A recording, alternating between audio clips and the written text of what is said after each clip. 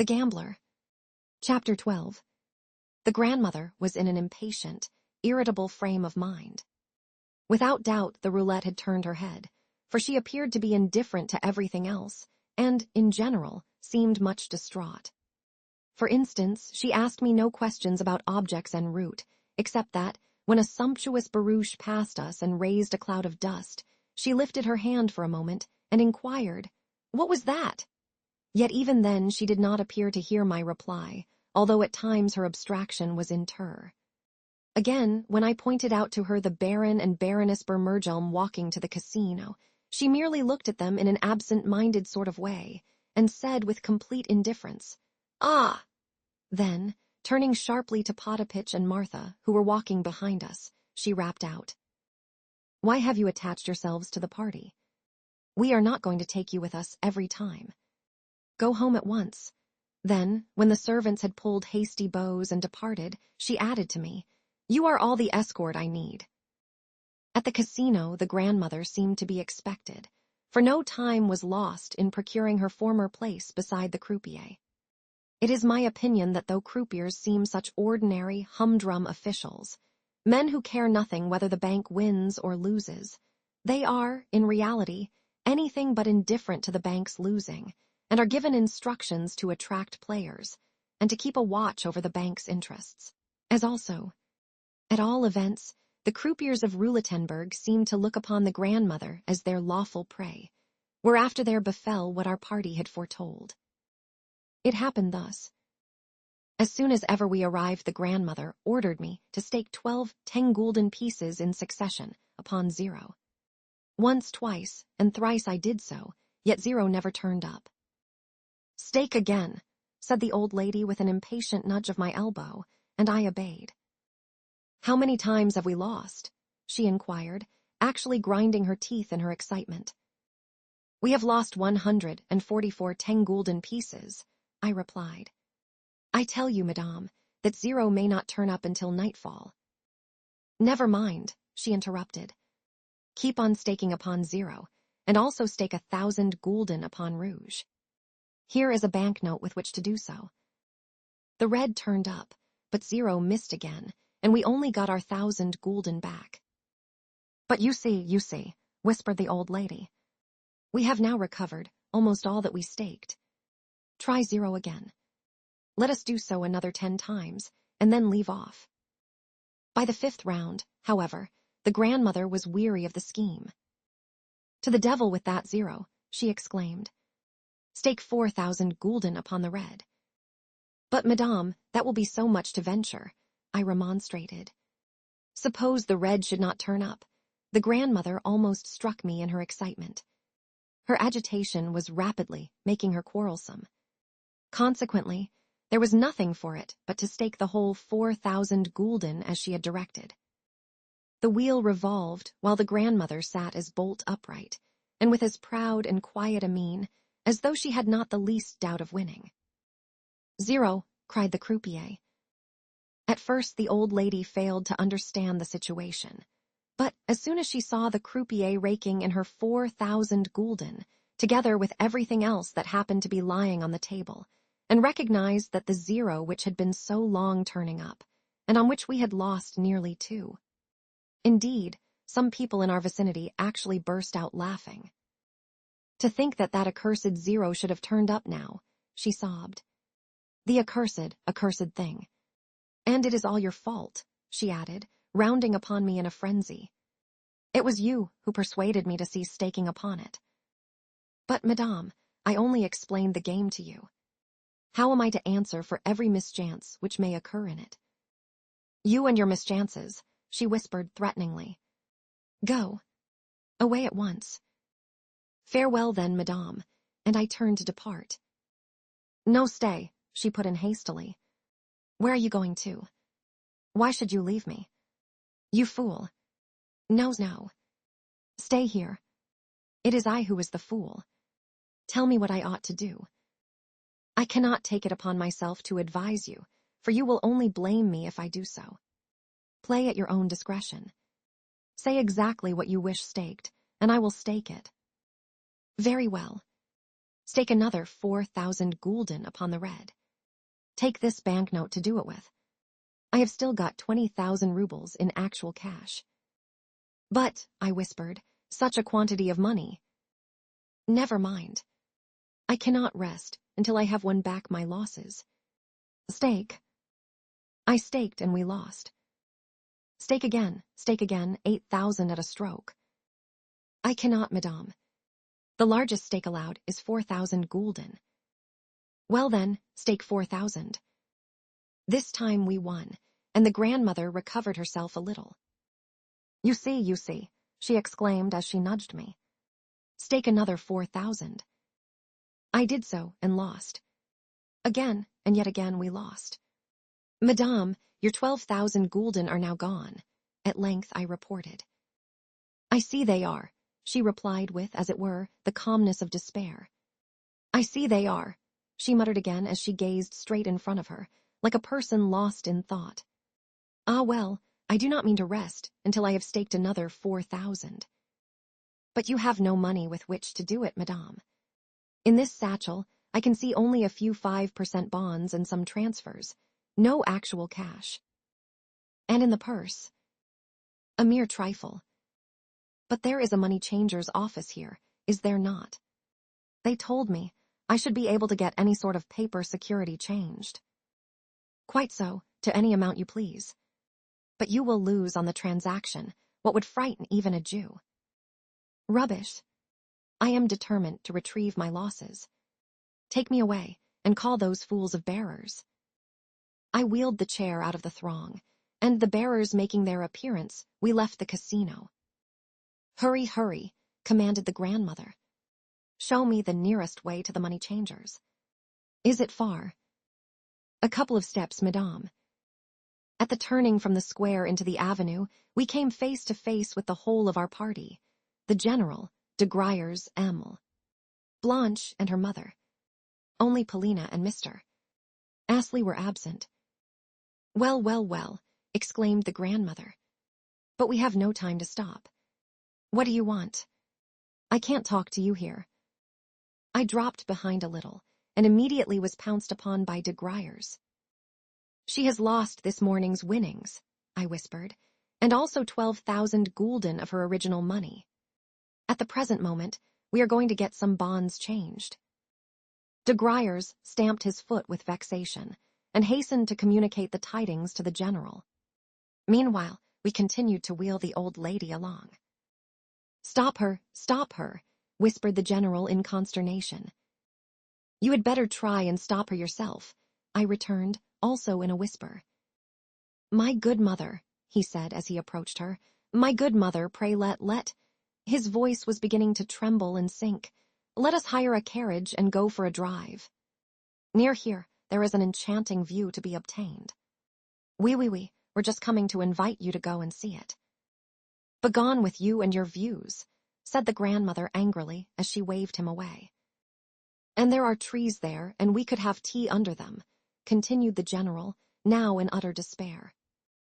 Nous boirons du lait, Sir Elherbe fresh, added de Gruyers with the snarl almost of a wild beast.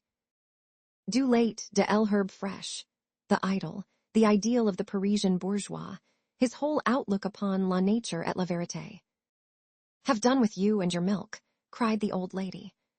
Go and stuff yourself as much as you like, but my stomach simply recoils from the idea. What are you stopping for? I have nothing to say to you. Here we are, madame, I announced. Here is the money changer's office. I entered to get the securities changed, while the grandmother remained outside in the porch, and the rest waited at a little distance, in doubt as to their best course of action.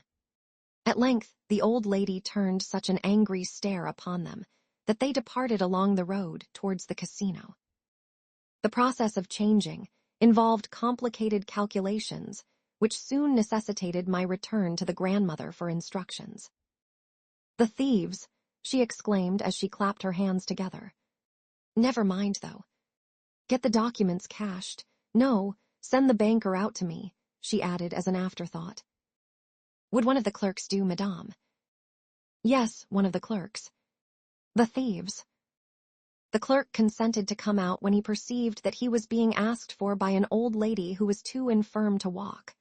After which the grandmother began to upbraid him at length, and with great vehemence, for his alleged usuriousness, and to bargain with him in a mixture of Russian, French, and G. Meanwhile, the grave-faced official eyed us both, and silently nodded his head. At the grandmother, in particular, he gazed with a curiosity which almost bordered upon rudeness. At length, too, he smiled. "Pray recollect yourself," cried the old lady, "and may my money choke you. Alexis Ivanovitch, tell him that we can easily repair to someone else. The clerk says that others will give you even less than he." Of what the ultimate calculations consisted, I do not exactly remember, but at all events they were alarming. Receiving 12,000 florins in gold, I took also the statement of accounts and carried it out to the grandmother. "Well, well," she said, "I am no accountant. Let us hurry away," and she waved the paper aside. Neither upon that accursed zero, however, nor upon that equally accursed red do I mean to stake a cent, I muttered to myself as I entered the casino. This time I did all I could to persuade the old lady to stake as little as possible, saying that a turn would come in the chances when she would be at liberty to stake more. But she was so impatient that, though at first she agreed to do as I suggested, nothing could stop her when once she had begun. By way of prelude, she won stakes of 100 and 200 gulden. "There you are," she said as she nudged me. "See what we have won. Surely it would be worth our while to stake 4,000 instead of 100, for we might win another 4,000, and then—" "Oh, it was your fault before, all your fault." I felt greatly put out as I watched her play, but I decided to hold my tongue and to give her no more advice. Suddenly de Gruyers appeared on the scene. It seemed that all this while he and his companions had been standing beside us, though I noticed that Blanche had withdrawn a little from the rest, and was engaged in flirting with the prince. Clearly the general was greatly put out at this. Indeed, he was in a perfect agony of vexation.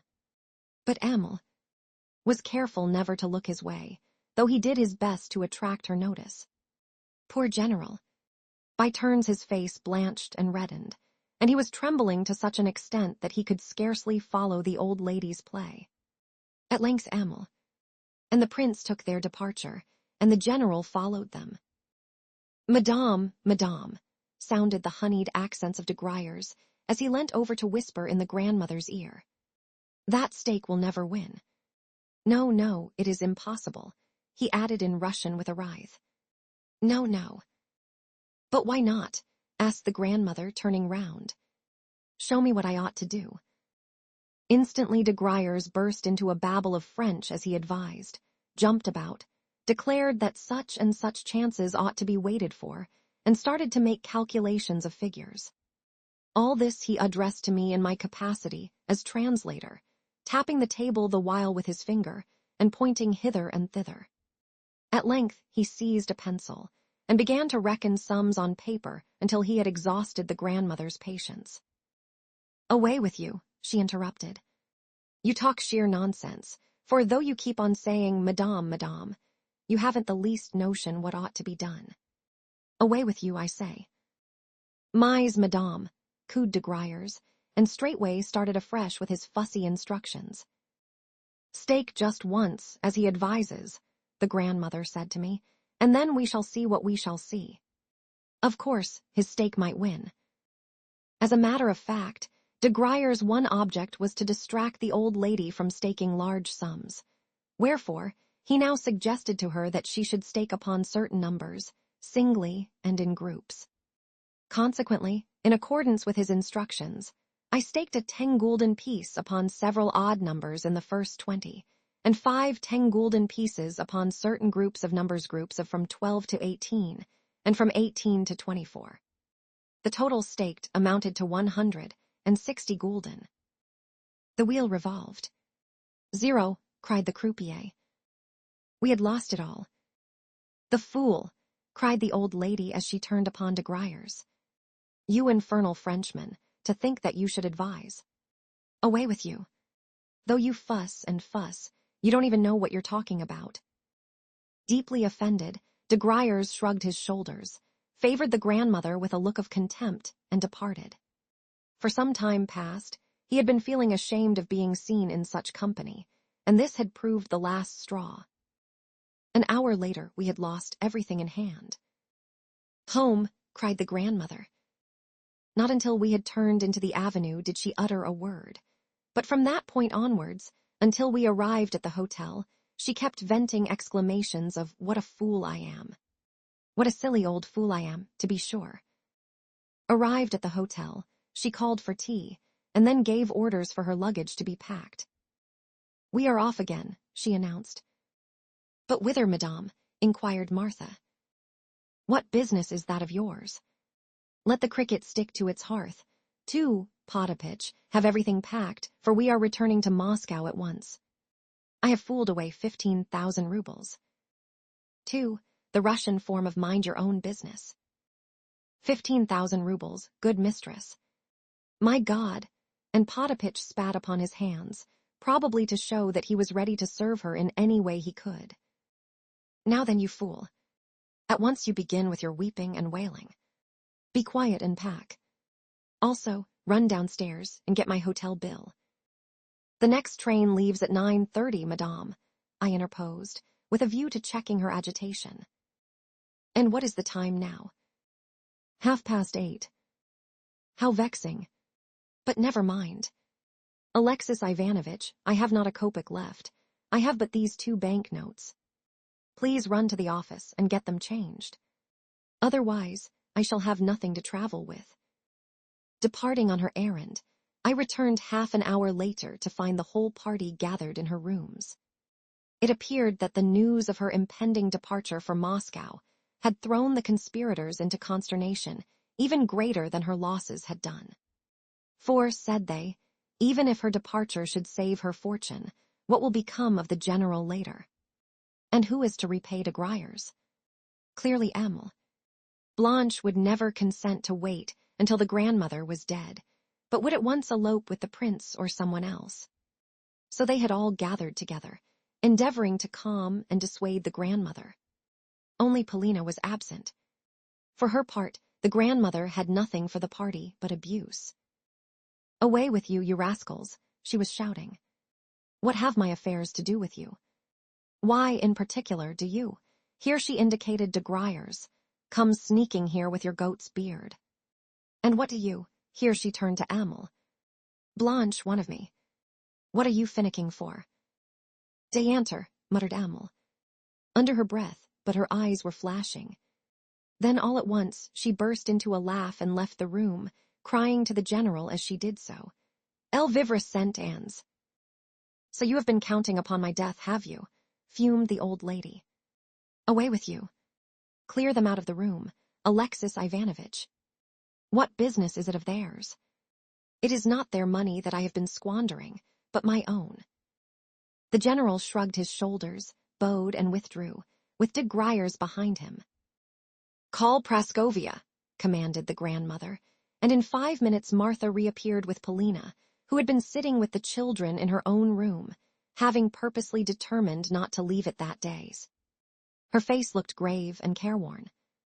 "Praskovia," began the grandmother, "is what I have just heard through a side wind true, namely, that this fool of a stepfather of yours is going to marry that silly whirligig of a Frenchwoman, that actress, or something worse. Tell me, is it true?" "I do not know for certain, grandmamma," replied Polina, "but from Emil. Blanche's account, for she does not appear to think it necessary to conceal anything. I conclude that—" "You need not say any more," interrupted the grandmother energetically. "I understand the situation. I always thought we should get something like this from him, for I always looked upon him as a futile, frivolous fellow who gave himself unconscionable airs on the fact of his being a general, though he only became one because he retired as a colonel. Yes, I know all about the sending of the telegrams to inquire whether the old woman is likely to turn up her toes soon.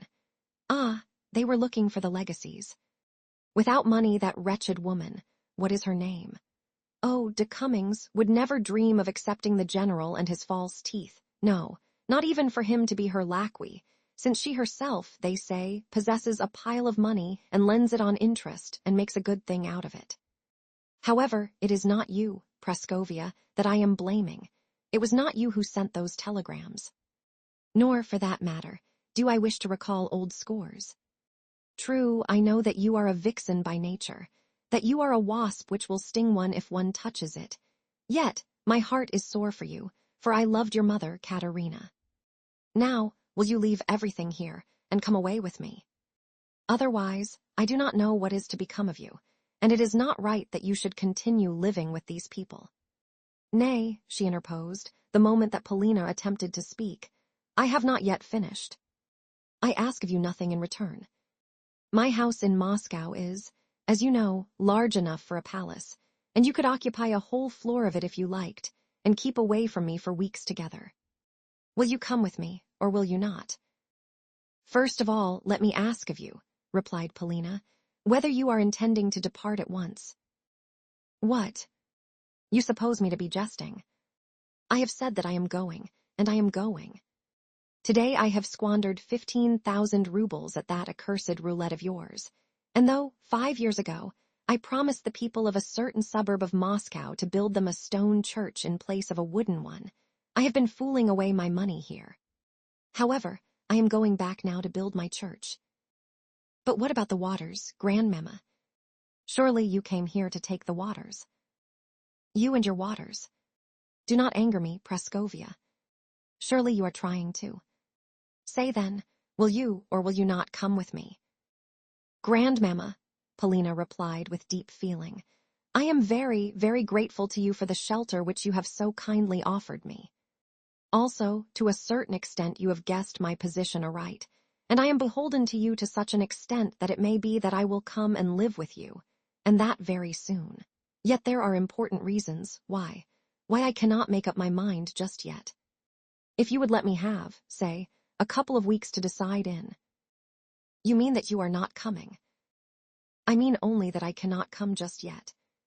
At all events, I could not well leave my little brother and sister here since, if I were to leave them, they would be abandoned altogether.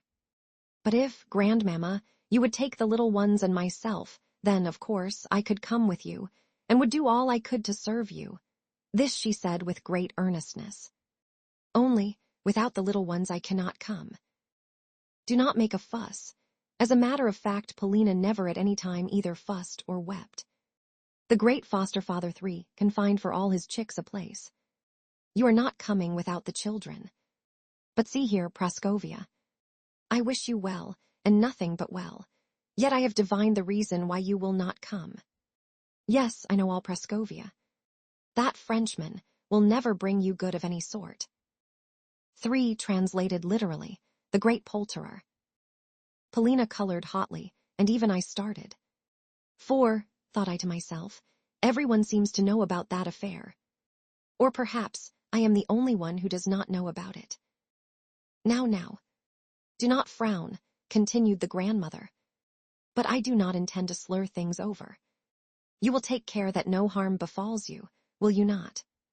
For you are a girl of sense, and I am sorry for you. I regard you in a different light to the rest of them. And now please leave me. Goodbye. But let me stay with you a little longer, said Polina. No, replied the other, you need not. Do not bother me, for you and all of them have tired me out. Yet when Polina tried to kiss the grandmother's hand, the old lady withdrew it, and herself kissed the girl on the cheek. As she passed me, Polina gave me a momentary glance, and then as swiftly averted her eyes. And goodbye to you, also, Alexis Ivanovitch. The train starts in an hour's time, and I think that you must be weary of me. Take these 500 gulden for yourself. I thank you humbly, madame, but I am ashamed too. Come, cried the grandmother so energetically, and with such an air of menace that I did not dare refuse the money further. If, when in Moscow, you have no place where you can lay your head, she added, come and see me, and I will give you a recommendation. Now, Potapitch, get things ready. I ascended to my room, and lay down upon the bed. A whole hour I must have lain thus, with my head resting upon my hand. So the crisis had come. I needed time for its consideration. Tomorrow I would have a talk with Polina. The Frenchman. So it was true. But how could it be so? Polina and de Gruyers. What a combination. No, it was too improbable. Suddenly, I leapt up with the idea of seeking Astley and forcing him to speak. There could be no doubt that he knew more than I did. Astley. Well, he was another problem for me to solve. Suddenly, there came a knock at the door, and I opened it to find Potapitch awaiting me. "Sir," he said, "my mistress is asking for you." "Indeed. But she is just departing, is she not? The train leaves in 10 minutes' time." "She is uneasy, sir. She cannot rest." "Come quickly, sir. Do not delay." I ran downstairs at once. The grandmother was just being carried out of her rooms into the corridor. In her hands, she held a roll of banknotes. "Alexis Ivanovitch," she cried, "walk on ahead and we will set out again." "But whither, madame?" "I cannot rest until I have retrieved my losses. March on ahead and ask me no questions. Play continues until midnight, does it not?" For a moment I stood stupefied, stood deep in thought, but it was not long before I had made up my mind. "With your leave, madame," I said, "I will not go with you." "And why not?" "What do you mean? Is everyone here a stupid good-for-nothing?" "Pardon me, but I have nothing to reproach myself with. I merely will not go. I merely intend neither to witness nor to join in your play. I also beg to return you your 500 gulden. Farewell." Laying the money upon a little table which the grandmother's chair happened to be passing, I bowed and withdrew. "What folly!" the grandmother shouted after me. "Very well, then. Do not come, and I will find my way alone. Potapitch, you must come with me. Lift up the chair and carry me along." I failed to find Mr. Astley and returned home. It was now growing late. It was past midnight, but I subsequently learnt from Potapitch how the grandmother's day had ended. She had lost all the money which, earlier in the day, I had got for her paper securities, a sum amounting to about 10,000 rubles. This she did under the direction of the Pole whom, that afternoon, she had dowered with 2 10-gulden pieces. But before his arrival on the scene, she had commanded Potapitch to stake for her, until at length she had told him also to go about his business. Upon that the Pole had leapt into the breach. Not only did it happen that he knew the Russian language, but also he could speak a mixture of 3 different dialects, so that the pair were able to understand one another. Yet the old lady never ceased to abuse him, despite his deferential manner, and to compare him unfavorably with myself. So, at all events, Potapitch declared. "You," the old chamberlain said to me, "treated her as a gentleman should, but he robbed her right and left, as I could see with my own eyes." Twice she caught him at it, and rated him soundly. On one occasion, she even pulled his hair, so that the bystanders burst out laughing. "Yet she lost everything, sir. That is to say, she lost all that you had changed for her." Then we brought her home, and after asking for some water and saying her prayers, she went to bed. So worn out was she that she fell asleep at once. May God send her dreams of angels. And this is all that foreign travel has done for us. Oh, my own Moscow. For what have we not at home there, in Moscow? Such a garden and flowers as you could never see here, and fresh air and apple trees coming into blossom, and a beautiful view to look upon. But what must she do but go traveling abroad? Alack, alack,